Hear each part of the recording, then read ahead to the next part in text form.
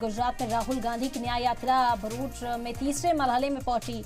राहुल की न्याय यात्रा, आपको बता दें कि इस दौरान बीजेपी पर जमकर निशाना साधते हुए नजर आए। मरकज की पॉलिसीज पर उन्होंने सवाल उठाए। कांग्रेस लीडर राहुल गांधी की क़यादत में भारत जोड़ो न्याय यात्रा गुजरात में तीसरे मरहले में पहुंच चुकी है।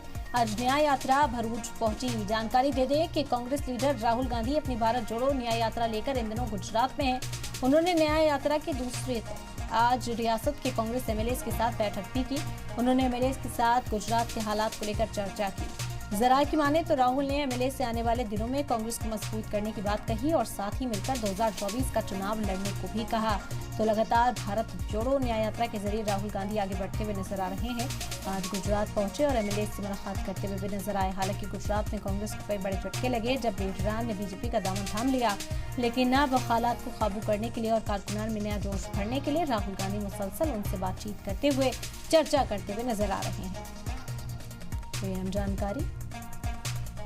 सबसे जरूरी बात, अगर आप युद्ध में शहीद हुए तो आपको शहीद का दर्जा मिलेगा, आपको आपके परिवार को इज्जत और रिस्पेक्ट मिलेगी। वो जवान के लिए सबसे बड़ी चीज होती है।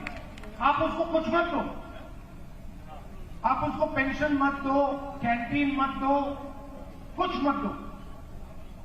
हिंदुस्तान के सैनिक को आप सिर्फ शहीद का दर्जा दो,